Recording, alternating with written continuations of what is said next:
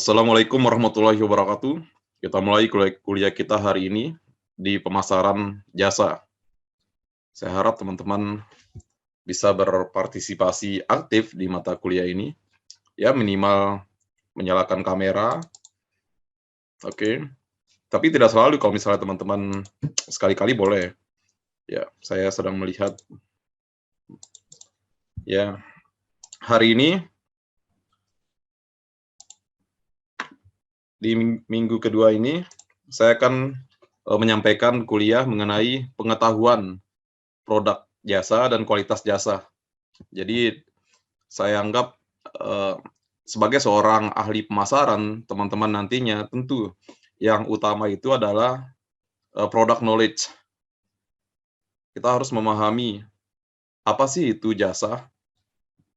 Jasa ini sangat jarang sekali dibicarakan di baik di universitas maupun di dunia praktis. Terkait dengan penelitiannya pun sangat jarang. Secara nasional, kendala kita saat ini adalah data jasa. Data perdagangan jasa, data pemasaran jasa itu sangat jarang. Karena jasa ini susah untuk diukur. Hal ini sudah juga dialami oleh negara-negara maju, seperti sekalipun Inggris dan negara-negara Eropa pun juga mengalami hal-hal atau kendala yang sama. Mengatasi rendahnya data jasa, waktu itu Bank Indonesia tahun 2015 membentuk tim statistik jasa. Saya salah satu anggotanya, dan kita belum mampu membuat data ini lebih akurat lagi. Beda dengan barang yang gampang dilacak, kapan transaksinya, kapan dia diekspor, diimpor. Nah, kalau jasa ini perlu dipahami nature dari jasa ini. Oke.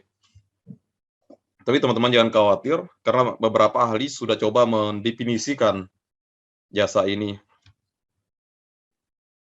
dengan mengadopsi kriteria dari barang. Yang pertama, kita lihat pengertian jasa. Ini ada beberapa pengertian. Yang pertama, Kotler. Jasa adalah setiap tindakan atau kegiatan yang dapat ditawarkan oleh suatu pihak kepada pihak yang lain, pada dasarnya tidak berwujud. Hampir semua pengertian yang diungkapkan oleh para ahli, yang pertama kali ditekankan adalah jasa itu tidak berwujud, invisible, dan tidak mengakibatkan perpindahan kepemilikan apapun. Jadi ketika kita beli barang, kita bisa memiliki barang itu.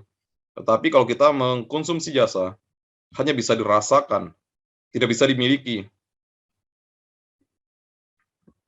Ada penelitian dari Sethal dan Bittner tahun 96. Menurut dia, jasa merupakan semua aktivitas. Nah, jadi kegiatan aktivitasnya sama aja. Ekonomi yang hasilnya bukan berbentuk produk fisik atau konstruksi, yang umumnya dihasilkan dan dikonsumsi secara bersamaan, serta memberikan nilai tambah. Jadi kemarin kita belajar bahwa di jasa itu tidak ada lag antara konsumsi dan produksi. Artinya kita langsung mengkonsumsi jasa saat itu juga. Kita sebagai konsumen dan langsung bertemu dengan produsennya. Nah, di pengertian kedua ini ada konstruksi. Kita melihat ada bangunan. Bangunan itu sebagai barangnya.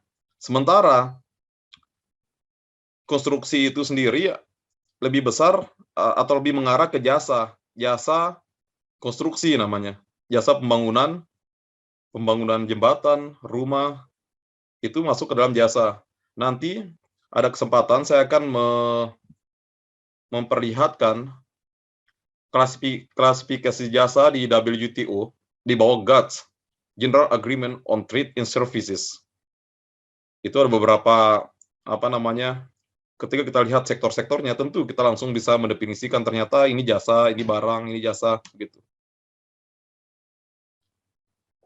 Kemudian menurut Mursyid, Jasa adalah kegiatan yang dapat diidentifikasikan secara tersendiri. Pada hakikatnya bersifat tidak teraba, sama kayak tadi kan. Karena tidak terlihat, tidak bisa diraba, intangible, untuk memenuhi kebutuhan dan tidak harus terikat pada penjualan produk atau jasa lainnya. Nah, ada yang terikat dengan produk, misalnya kayak jasa kedai kopi, itu terikat dengan produk kopinya. Kemudian jasa retail, itu terikat dengan retailnya, dengan barang-barang di retail. Ada yang terikat, kemudian jasa penjualan kendaraan, itu ada barangnya, itu terikat. Ada bisa terikat dan bisa tidak terikat menurut Mursyid. Jadi kesimpulannya dari beberapa pengertian ini, jasa adalah kegiatan ekonomi dengan hasil keluaran yang tidak berwujud, invisible, yang ditawarkan dari penyedia jasa, yaitu perusahaan, kepada pengguna jasa atau konsumen. Jelas ya? Sampai di sini. Nah, ini ada beberapa penelitian, beberapa ahli yang mengklasifikasikan karakteristik jasa. Ini penting sekali untuk kita pahami dalam mengenal produk jasa ini. Yang pertama, Ciptono. Ini Ciptono aja. Kalau dalam ini, kalau kita menyadur itu tidak perlu dalam Ciptono tahun 2000. Tadi sebagaimana dikutip oleh Widya Stuti. Yang pertama, kalau kita melihat sesuatu, ada 5 karakteristik yang menandakan bahwa itu adalah jasa. Yang pertama tadi, intangibility-nya. Artinya tidak dapat dilihat, dirasa, diraba, dicium, atau didengar sebelum dibeli. Konsep intangible ini sendiri memiliki 2 pengertian. Yang pertama, tidak dapat disentuh dan tidak dapat diraba. Yang kedua, sesuatu yang tidak mudah didefinisikan, diformulasikan, atau dipahami secara rohaniah. Jadi dia intangible, tidak bisa tapi kita merasakan itu, ada jasa ketika kita perpindahan tempat, kita naik kalau kita naik pesawat itu kita merasakan atau menikmati jasa itu. Ketika kita rekreasi, kita masuk ke Ancol, masuk ke Taman Safari, yang kita beli itu jasanya. Tiket itu hanya hak aja, hak atas perolehan jasa tiket masuk ke taman hiburan. Oke, inseparability. Pengertian ini, karakteristik ini tidak mengenal persediaan atau penyimpanan dari produk yang telah dihasilkan. Nah, walaupun ini jasa tidak bisa disimpan, tapi dalam perkembangannya ternyata misalnya kayak software itu isinya yang dijual itu sebenarnya jasa yang disimpan. Ini ada perubahan karakteristik pada jasa-jasa tertentu.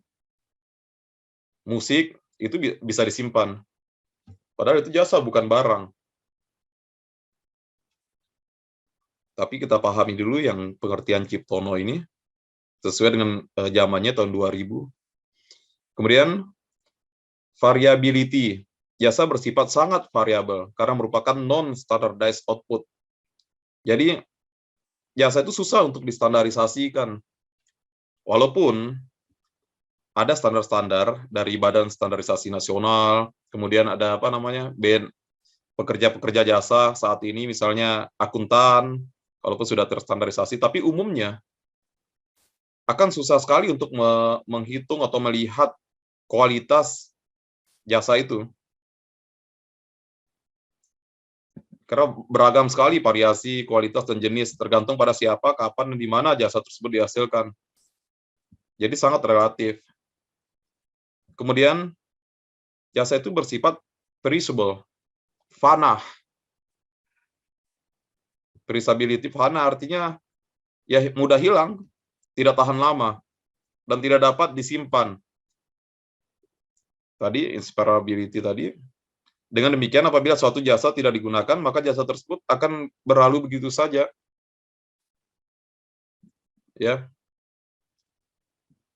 ini ingat-ingat pengertian dari masing-masing, nanti akan saya tanyakan pemahaman kalian dari perbandingan karakteristik jasa yang disampaikan oleh beberapa penelitian.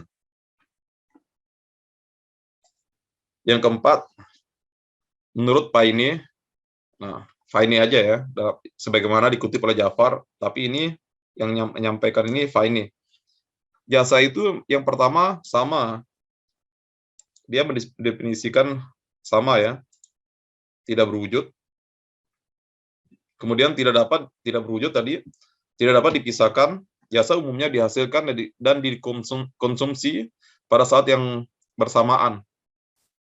Ketika naik ojek ya itu langsung merasakan. Ketika pergi dari ojek udah langsung hilang. Kita sudah menikmati faedah perpindahan tempat dari jasa transportasi itu.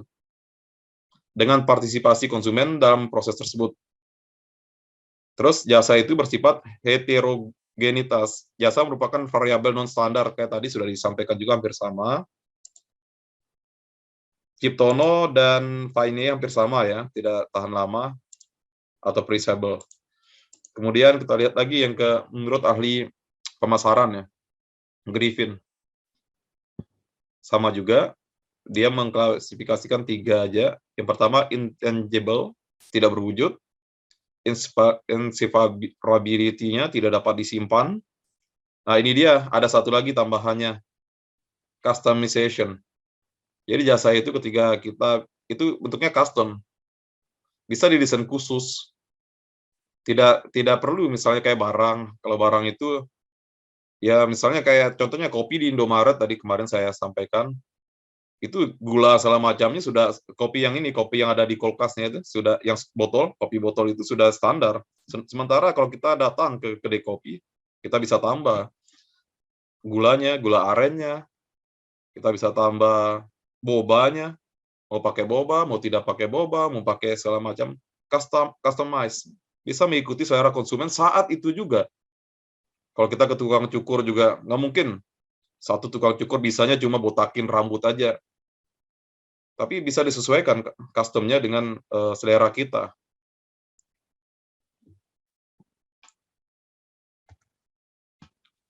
Ini ada lagi Sumarni, hampir sama. Dia menambahkan tidak dapat dipisahkan atau tidak dapat diwakilkan. Dengan kenyataan tersebut, maka seringkali konsumen harus berada pada saat jasa tersebut diprosesnya tadi. Jadi simultan antara jasa diproduksi, langsung dikonsumsi.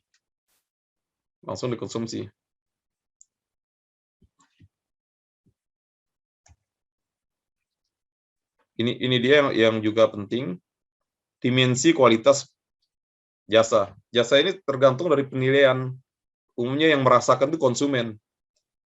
Jadi kalau barang, ahli-ahli barang itu bisa menentukan misalnya kualitas barang, bisa langsung kita bandingkan dengan yang lainnya. Tapi jasa itu, yang menjadi penilainya itu konsumen. Konsep tentang kualitas jasa jauh lebih sukar didefinisikan. Hal yang berkaitan dengan jasa susah untuk didefinisikan, dijabarkan dan diukur bila dibandingkan dengan kualitas barang. Walaupun di jasa-jasa tertentu bisa kita lihat, kita rasakan. Ketika teman-teman misalnya liburan ke Yogyakarta, menggunakan kereta ekonomi dan kereta eksekutif, tentu beda ya. Bedanya itu ya di rasanya, kursinya, segala macam, bisa dirasakan. Bila ukuran kualitas dan pengendalian kualitas setelah lama ada untuk barang, kalau barang itu karena bersifat tangible, itu dari dulu kualitasnya itu banyak sekali, ada isu segala macam tentang barang-barang itu, ada SNI-nya barang, standar-standar barang itu lebih mudah untuk diketahui. Misalnya contohnya helm motor segala macam itu harus SNI, sepeda ya produk keamanan ada SNI, ada standarnya. Maka untuk jasa Berbagai upaya telah dan sedang dikembangkan untuk merumuskan ukuran-ukuran semacam itu. Ya. Kemudian definisi kualitas jasa menurut Ciptono lagi berfokus pada upaya pemenuhan kebutuhan dan keinginan konsumen serta ketepatan penyampaiannya untuk mengimbangi harapan konsumen. Jadi harus sesuai dengan harapan konsumen. Jadi konsumen itu bisa berbeda-beda tanggapannya. Apalagi sifat jasa tadi harus tidak ada time lag antara konsumsi dan produksi. Bisa saja konsumennya itu merasa tidak puas dan merasa layanannya itu rendah. Bisa satu sisi ada yang merasa layannya itu bagus. Satu sisi banyak sekali pengaruh, ada pengaruh harus ngantri di bank. Ada juga yang customer yang prioritas harus langsung masuk, ya seperti itu.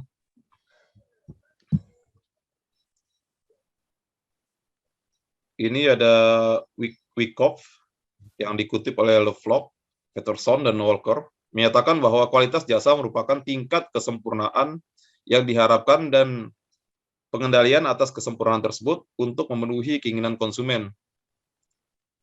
Jadi bagaimana konsumen itu merasa terlayani dengan baik atau merasakan layanan tersebut memuaskan atau tidak memuaskan. Nah, di dalam ISO juga ada yang menstandarisasi jasa, yaitu ISO 9000. Nah, ini pengertian kualitas dulu ya. Kualitas adalah degree to, jadi derajat yang dicapai oleh karakteristik yang inherent atau tidak dapat dipisahkan dalam memenuhi persyaratan. Jadi ISO itu mengklasifikasikan sebuah kualitas itu harus sesuai dengan, misal barang itu sesuai dengan persyaratannya. Jadi barang-barang itu sudah terstandarisasi lah. Kalau mobil harus ada safety belt, segala macam, harus ada airbag. Gampang untuk menstandarisasi sebuah mobil yang aman misalnya, atau mobil yang nyaman. Sedangkan jasa itu sulit. Kemudian persyaratan adalah jadi harus tidak boleh dipisahkan antara requirement-nya dengan karakteristiknya. Itu untuk barang dan jasa. Nah, jadi persyaratan itu adalah kebutuhan atau harapan yang dinyatakan, biasanya tersirat atau wajib. Ketika kita persyaratan-persyaratan sebuah barang itu lebih jelas kita lihat. Kayak tadi produk-produk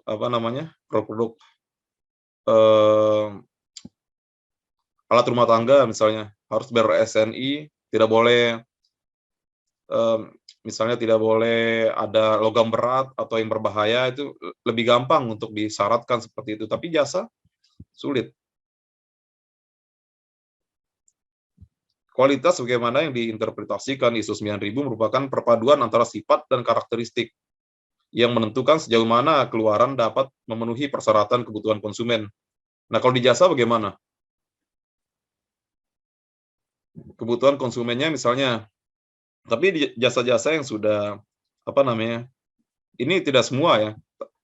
Tidak semua jasa itu akan sulit menentukan kualitasnya. Misalnya kita melihat airlines atau maskapai. Maskapai itu udah ada standarnya, harus tepat waktu segala macam. Kemudian ya kita bisa menilai sendiri nantinya bagaimana kita menilai kualitas sebuah airline itu. Apakah terjadi penumpukan penumpang? Apakah harganya lebih mahal terus tidak pernah telat? Ya, itu artinya beberapa jasa itu ada yang bisa langsung kita tentukan kualitasnya, tapi kebanyakan coba teman-teman punya motor misalnya.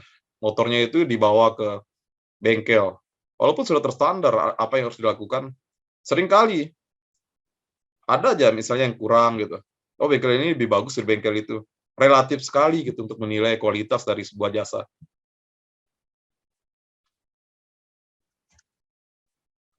Ini cara menilai kualitas dari sebuah jasa.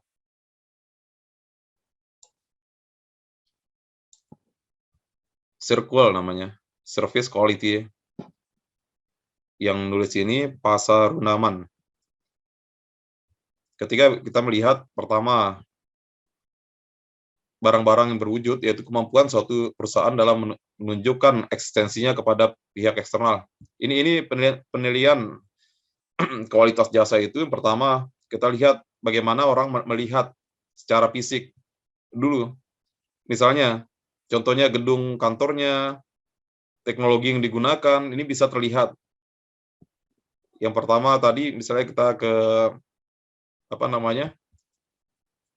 ke potong rambut misalnya.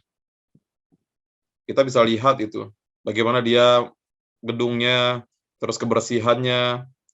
Ini dari aspek berwujudnya. Terus kebersihan si pelayannya. Ya. Ini aspek berwujudnya. Kemudian keandalan, reliability, yaitu kemampuan perusahaan untuk memberikan pelayanan sesuai dengan yang dijanjikan secara akurat dan terpercaya. Ya, kita merasakan sendiri bagaimana pelayanan tersebut sesuai dengan apa yang dijanjikan. Kemudian ketanggapan, responsiveness, yaitu membantu dan memberikan pelayanan yang cepat dan tepat kepada konsumen dengan menyampaikan informasi yang jelas. Tentu aspek ini sangat penting gitu. Ketika kita melihat, mungkin teman-teman bisa merasakan, oh saya ini mahasiswa, ketika datang ke suatu kantor tertentu, ternyata orangnya tidak responsif, tidak equality, tidak equal treatment. Ada yang cepat dilayani, ada yang lama dilayani.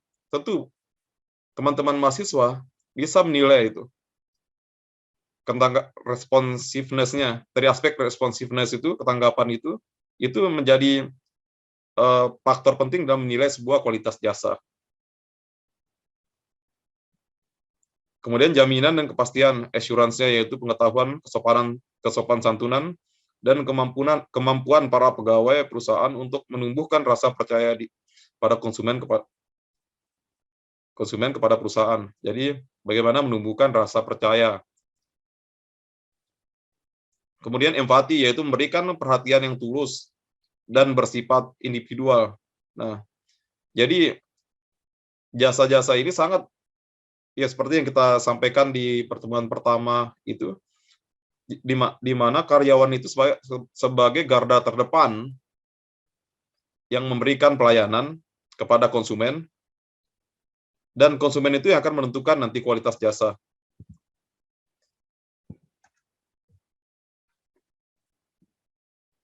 Ini hampir sama, Ciptono juga, yang tadi itu dari siapa ini? Dari Parasuraman, sekarang Ciptono. Ada 5 dimensi kualitas pelayanan. Yang pertama, reliabilitasnya. Oke, ada nomor 2. Kemudian tadi responsiveness-nya juga dipandang penting juga. Kemudian assurance sama, empati sama, bukti fisik cuma dibalik-balik aja. Intinya ini adalah 5 dimensi bagaimana jasa itu dinilai. Kalau barang, tentu cepat banget teman-teman melihat atau menilai barang ketika sesuai dengan kebutuhan kita tentunya. Ada speknya, kita beli laptop, ada speknya, ada beli handphone, ada speknya, lihat prosesornya, lihat RAM-nya, gampang sekali kita melihat, membandingkan. Nah, jadi inti dari kualitas ini adalah kepuasan konsumen.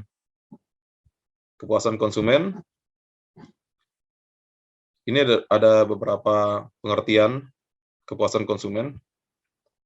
Menurut Ciptono, bahwa kata kepuasan atau satisfaction berasal dari bahasa Latin, satis, artinya cukup baik, memadai, dan patio, atau melakukan atau membuat, sehingga secara sederhana dapat diartikan sebagai upaya pemenuhan sesuatu. Apakah teman-teman ketika misalnya ke barber pernah merasakan tidak puas? Tentu pasti pernah. Tentu pasti pernah.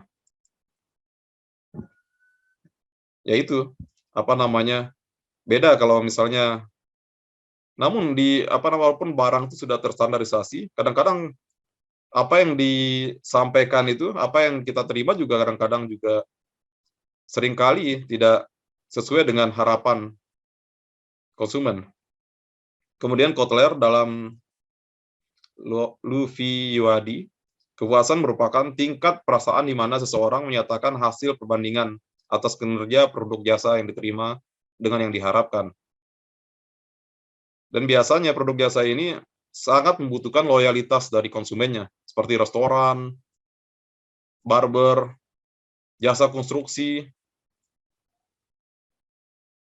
bengkel, sampai ke guru, sekolah, sangat membutuhkan loyalitas dari si penikmatnya.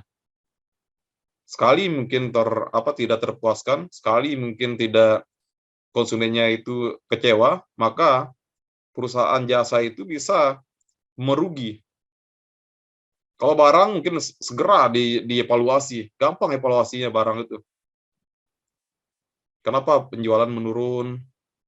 Segera ada promo-promo. Kalau jasa harus datang, konsumennya itu harus datang ke tempat gerai di mana jasa itu disediakan. Menurut Kotler dan Armstrong 2004, menyatakan bahwa kepuasan konsumen adalah perasaan senang atau kecewa yang muncul setelah membandingkan persepsi konsumen terhadap hasil dari suatu produk dengan harapannya. Mungkin teman-teman di sini ada yang pernah kecewa. Jasa ini ada banyak ya, ada dokter gigi itu jasa, ke dokter jasa, ke salon kecantikan itu jasa, ke rumah sakit jasa. Misalnya sakit kepala, datang ke dokter, misalnya ya, harus menebus obat yang berlebihan, harus banyak gitu. Itu mungkin yang seharusnya cuma minum air hangat aja sudah cukup, ternyata harus harus diresepkan obat yang mahal, tidak sesuai dengan harapan.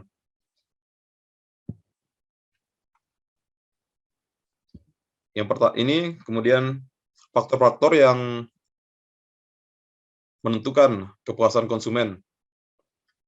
Ini menurut Shetham dan Wither. Yang pertama, aspek barang dan jasa. Kepuasan konsumen terhadap barang atau jasa dipengaruhi secara signifikan oleh persepsi tadi, penilaian konsumen terhadap fitur barang dan jasa.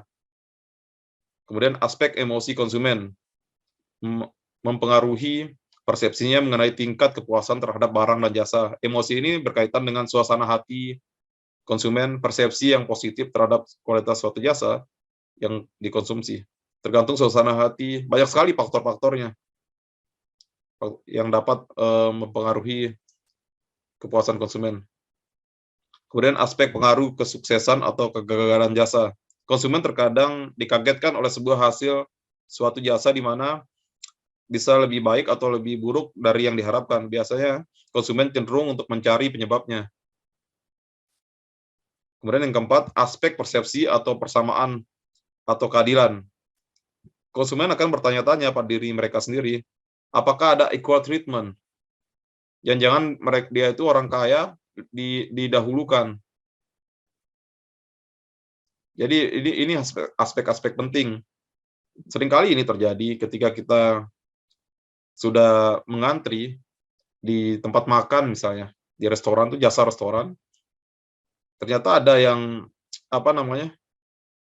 ada konsumen yang mungkin punya kenalan segala macam yang membuat suatu kualitas jasa itu menurun.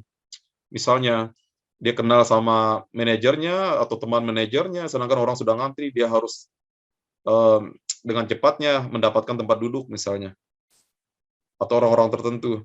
Tentu konsumen yang kebanyakan ini tidak boleh dikecewakan, sehingga harus diperlakukan sama. Sekali seperti itu sangat berbahaya bagi perusahaan, sehingga umumnya kalau kita di perusahaan-perusahaan jasa, restoran, segala macam itu, umumnya equal treatment itu adalah hal yang sangat penting. untuk diterapkan. Misalnya dimanapun teman-teman menikmati jasa, equal treatment itu tentu sesuai dengan tingkat jasa yang dikonsumsi. Misalnya, teman-teman mau liburan ke Bali misalnya, menggunakan maskapai Garuda misalnya. Tentu misalnya, kita nggak bisa juga melihat harus equal treatment antara penumpang bisnis dengan kita yang ekonomi. Jadi equal treatment pada levelnya, level atau harga yang kita bayar. Ini tahun 97, peningkatan kualitas atau kepuasan konsumen. Ini Kotler ini menjadi rujukan banyak ahli-ahli marketing juga. Kita langsung ambil dari sumbernya. Yang pertama, bagaimana cara meningkatkan sebuah kualitas atau kepuasan konsumen. Yang pertama, memperkecil kesenjangan-kesenjangan yang terjadi antara pihak manajemen dengan konsumen. Contohnya, melakukan riset dengan metode fokus konsumen, yaitu mengedarkan kuesioner dalam beberapa periode untuk mengetahui persepsi pelayanan menurut konsumen. Mungkin teman-teman yang punya restoran, tentu misalnya punya kedai kopi itu akan bertanya ke pengunjung bagaimana rasa kopinya, apakah layanannya cepat. Ya, jadi kita karena sulitnya menentukan kualitas jasa sehingga seorang pengusaha atau ahli marketing ini harus terjun langsung untuk ke garda terdepan, sehingga dengan cepat merubah apabila terjadi sesuatu yang membuat konsumen itu tidak puas. Kemudian perusahaan harus mampu membangun komitmen bersama untuk menciptakan visi dan perbaikan proses pelayanan. Ya, proses pelayanan ini karena namanya juga perusahaan jasa, yang core bisnisnya itu melayani. Buruk melayani, artinya akan buruk juga perusahaan tersebut. Apabila dia bagus melayani, maka kita melihat beberapa perusahaan yang berhasil berekspansi, perusahaan jasa, misalnya salah satu jasa penting, jasa akuntan. Apabila kita melihat perusahaan-perusahaan besar di dunia ini yang dengan cepat merespon, misalnya mereka punya standar, contohnya EY, Ernst & Young, itu mereka punya standar tersendiri agar konsumennya itu puas dari segi, kalau audit semua orang bisa audit, tapi apakah orang bisa dengan cepat memberikan laporan audit ke perusahaan-perusahaan ketepatan waktu.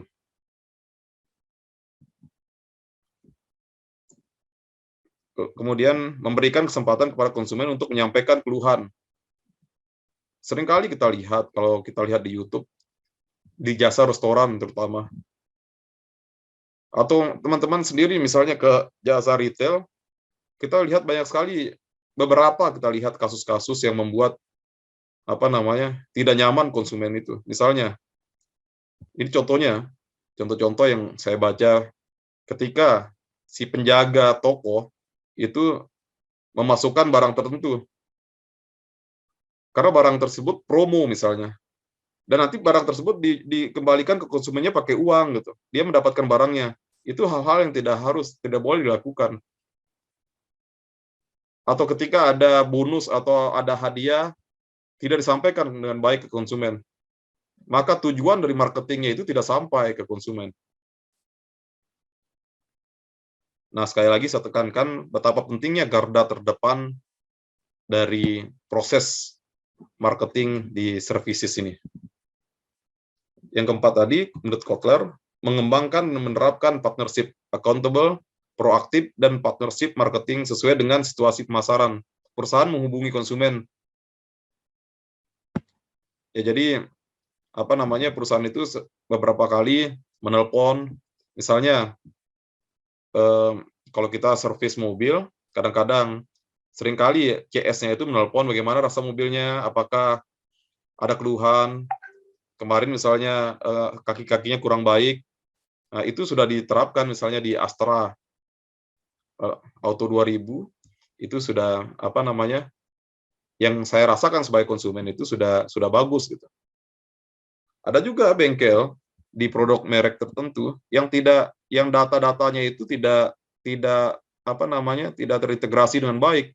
Itu sangat merugikan konsumen. Masa konsumen harus mengingat-ingat apa yang rusak, apa yang sudah diganti, segala macam. Nah, ini bagian dari pelayanan. Ya, jadi yang keempatnya harus proaktif untuk agar jasanya itu bisa bertahan.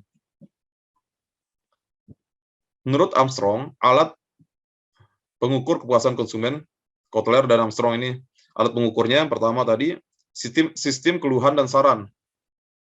Ya, nanti saya mungkin nanti di ujian saya akan tanyakan teman-teman sebagai konsumen bagaimana merasakan bagaimana apakah jasa-jasa yang teman-teman gunakan itu menyediakan hal ini, sistem keluhan dan saran, komplain dan suggestion system, seperti menyediakan formulir, kotak saran, hotline. Walaupun pada prakteknya mungkin di Indonesia ini kita sampaikan kotak saran, jarang sampai ke pucuk pimpinan. Biasanya setelah dibaca kalau ada yang jelek-jelek langsung ya seperti biasa. Itu yang membuat jasa itu susah maju. Kedua, survei kepuasan konsumen. Yang ketiga, menyamar berbelanja. Banyak sekali pengusaha-pengusaha jasa di luar negeri sana yang langsung terjun langsung atau ghost shopping. Mereka datang menjadi menyamar, melihat bagaimana sih pelayan terdepan segala macam, kasir bagaimana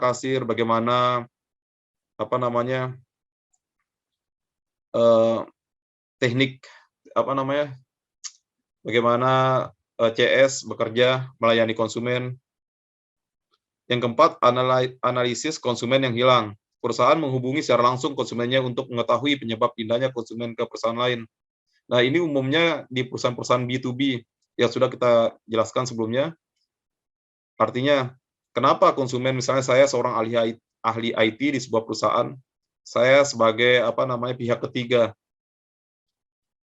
tiba-tiba konsumen saya ini pindah ke perusahaan lain. Tentu kita harus dievaluasi apakah apa yang kurang dari layanan yang saya berikan. Oke. Slide 15. Sektor produk jasa. Sebelum masuk ke sini, saya ingin memperlihatkan apa sih yang termasuk dalam jasa gitu. Sektor-sektor apa saja.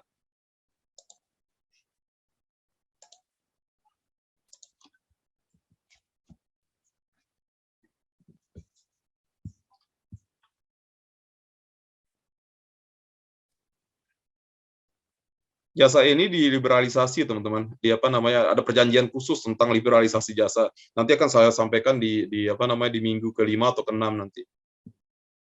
Ini ada schedule of commitment. Di sini dituliskan jasa-jasa yang dibuka atau ditutup oleh masing-masing negara. Contoh, ini ada semua negara hasil perundingan. Contohnya di Malaysia. MFN. Oke, Singapura, kita lihat Singapura. Nah, ini kita fokus ke ini ya, ke sektornya ya. Yang dimaksud dengan jasa itu ada banyak sekali. Ini CPC ini pengklasifikasian jasa di internasional, UNCPC namanya, di PBB, dan digunakan oleh WTO untuk mengklasifikasikan apa aja sih usaha-usaha yang termasuk dalam jasa. Itu ada 12 secara umum. Yang pertama itu jasa profesional.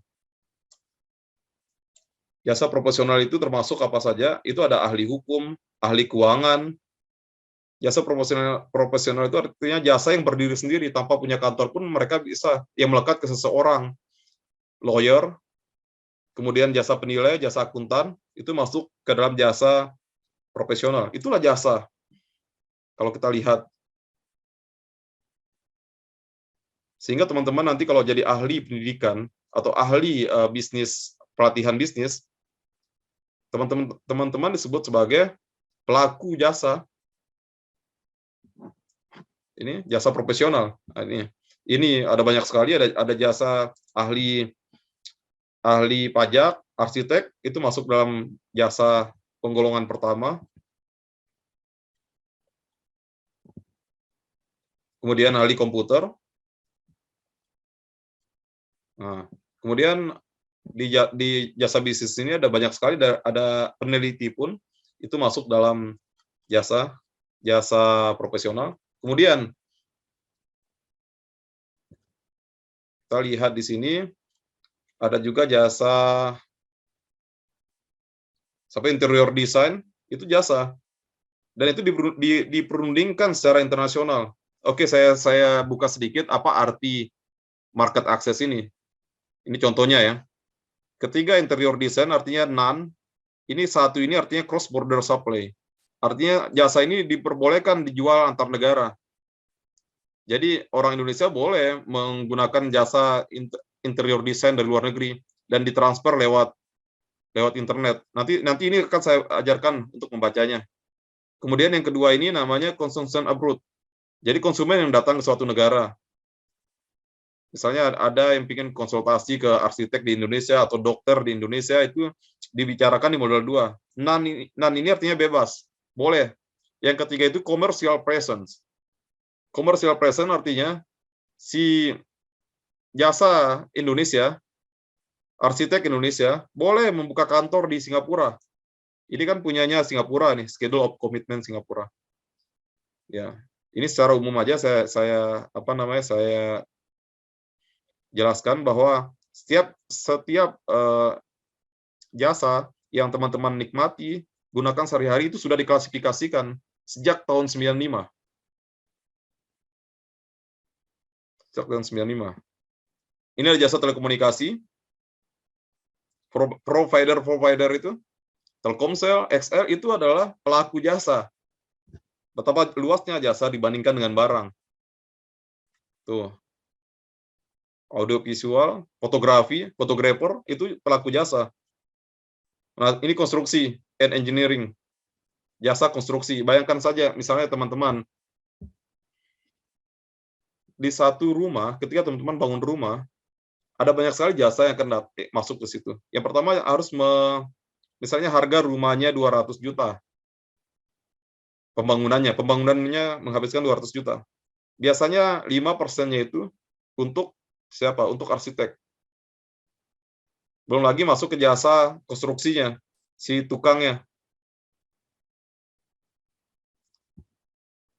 Nah, di Indonesia sendiri kita sudah mengekspor jasa ini, di mana beberapa perusahaan Indonesia mengerjakan proyek di Afrika, itu Wijaya Karya, itu pelaku jasa yang mengerjakan proyek di sana.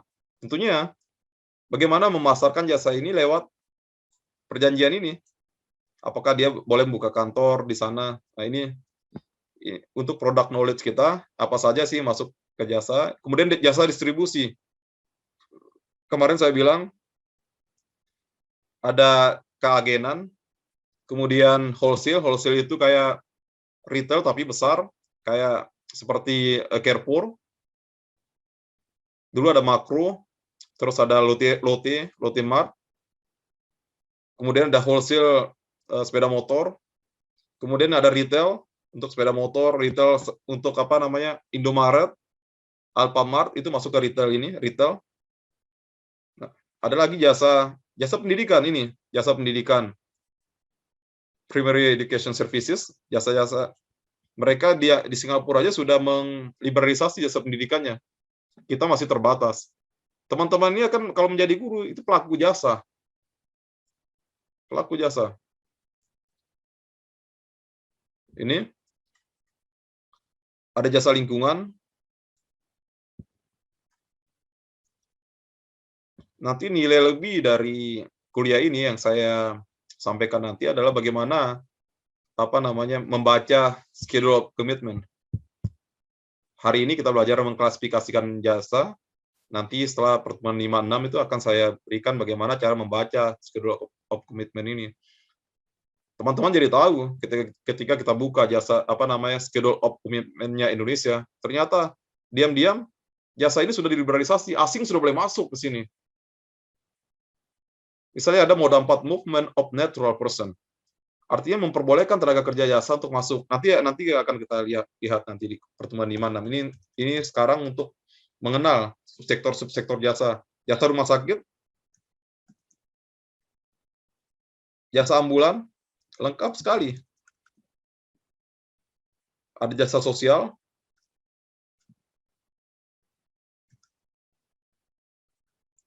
ya. Kemudian nanti ada jasa turis, hotel, restoran, itu dibicarakan dalam jasa. Ada ini CPC-nya. CPC itu penggolongannya. Kalau di barang namanya HS, Harmonized System. Kalau di jasa namanya CPC. Jasa minuman, kayak kafe-kafe yang ada kemarin yang di Holy Wing, itu masuk ke beverage serving services.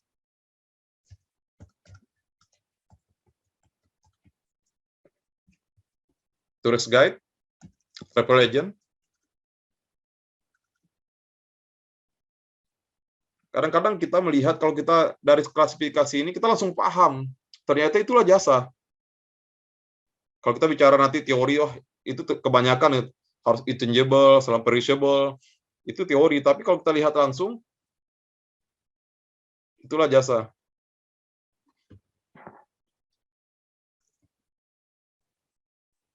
Ada yang bingung misalnya, retail kan jual barang, kok diklasifikasikan sebagai jasa? Ya kan? Dia di jasa distribusi, dia cuma mendistribusikan barang itu. Dia mengambil keuntungan dari hasil pendistribusiannya. Jadi dia apa? Jasa distribusi, yang tadi saya jelaskan di atas. Nah, pekerja di jasa di hampir di seluruh dunia ini sudah dominan sekali, pekerja sektor jasa. Nggak usah jauh-jauh, kita melihat Gojek di mana-mana. Shopee, yang antar di mana? JNE yang berkembang luar biasa di masa pandemi, itu jasa berkembangnya luar biasa. Ini kita harus merubah pola pikir kita nanti. Ketika teman-teman punya pengetahuan tentang jasa, dan tidak banyak orang yang tahu sektor ini. Dalam hal analisisnya, sarjana itu bukan kalian menjadi sales nanti. Saya nggak menginginkan kayak gitu, tapi sebuah analis. Menganalisis, dan Anda mungkin di level marketing manager, misalnya, di sebuah perusahaan jasa. Dengan mengenal nature dari jasa ini, tentunya teman-teman punya nilai lebih. Teman-teman di jasa, misalnya jasa sosial media, nanti hanya menjadi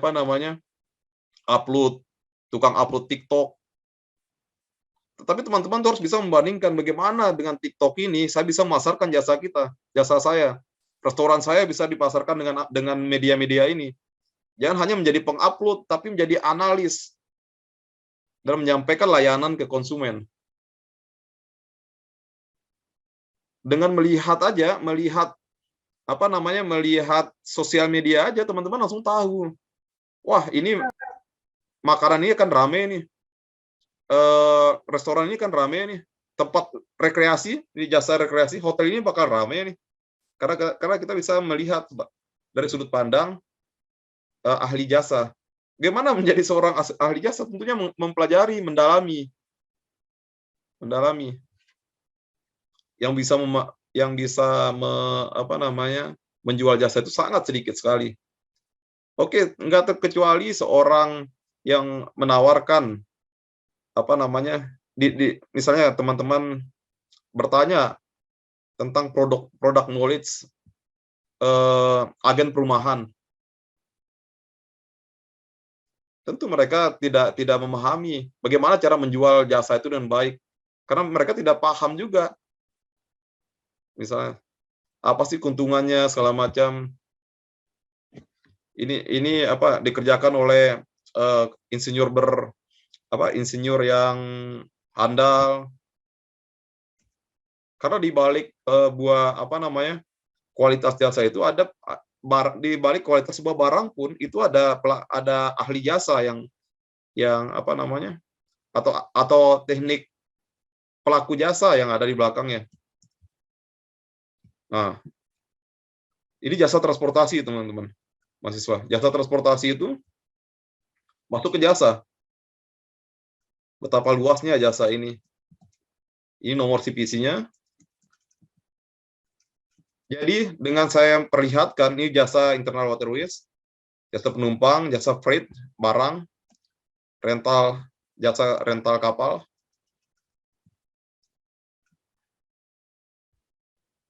Itu jasa kereta api, rail transport. Ini nomor CPC-nya. Kemudian ada jasa angkutan jalan, jasa pipa. Kita melihat kemarin jasa pipa itu bisa mereka menjual gas misalnya. Bagaimana ancaman Rusia akan menutup jasa pipanya ke Jerman. Apa yang terjadi? Betapa krusialnya jasa. Dan teman-teman baru tahu bahwa jasa pipa itu adalah jasa. Padahal dia jual gas. Tapi nilai tambah karena adanya jasa pipa ini, harga gasnya itu jadi bisa menjangkau gitu. Bisa menjangkau antar negara. Betapa jauhnya Jerman dengan Rusia. Bagaimana pasukan Adolf Hitler itu waktu menyerang ke Moskow mati kedinginan karena dia nggak menyadari betapa jauhnya. Masih di jalannya udah mati membeku, tinggal begitu ketemu musuh udah lemah. Tetapi jasa pipeline-nya itu, jasa pipanya itu bisa sampai sekarang dan dinikmati oleh orang Jerman. Ternyata itu jasa.